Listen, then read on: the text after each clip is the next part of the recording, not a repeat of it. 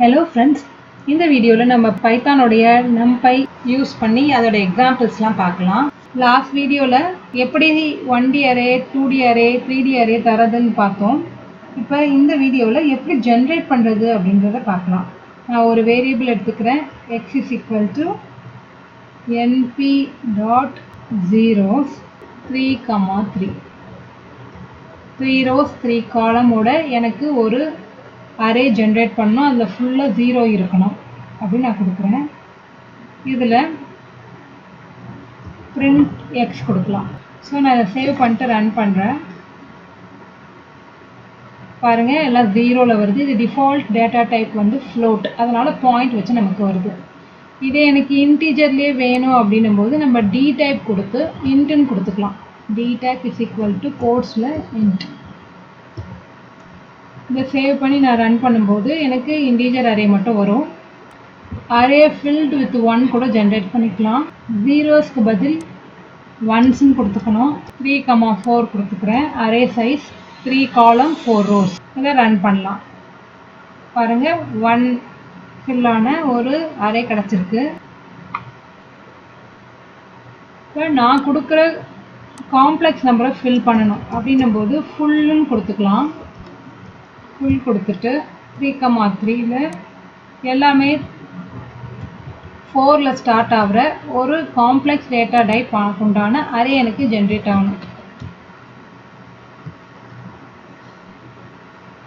பாருங்கள் 4ல் ஸ்டார்ட் ஆகிற complex number நமக்கு கிடச்சிருக்கு.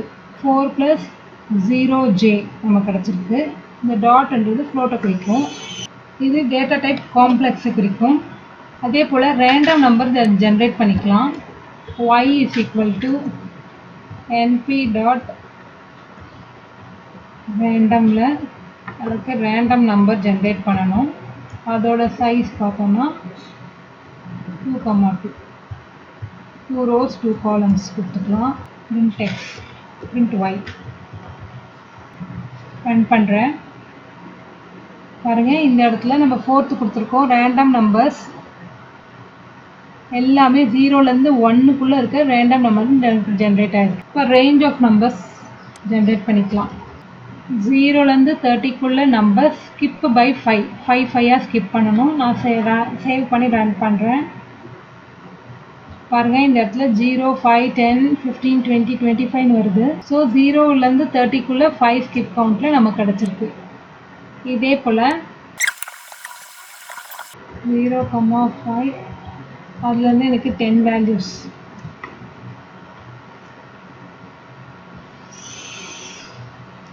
ஸோ 0லேருந்து 5க்குள்ளே ஒரு 10 வேல்யூஸ் ஜென்ரேட் பண்ணணும்னு கொடுத்துருக்கேன். அந்த ஜென்ரேட் பண்ணி அரே பார்க்குறோம். ஓகேங்களா. இதே போல் நிறைய ஃபங்க்ஷனாலிட்டிஸ் இருக்குது, நம்ம கொடுத்து யூஸ் பண்ணிக்கலாம். இதே ஜென்ரல் நார்மலான ஃபங்க்ஷன் அடிஷன் பண்ணணும், சப்ராக்ஷன் பண்ணணும், அதே போல் ஸ்கொயர் ரூட் கண்டுபிடிக்கணும், ஸ்கொயர் கண்டுபிடிக்கணும், அதுவும் நம்ம பெர்ஃபார்ம் பண்ணிக்கலாம். அதுக்கான எக்ஸாம்பிள் பார்ப்போம்.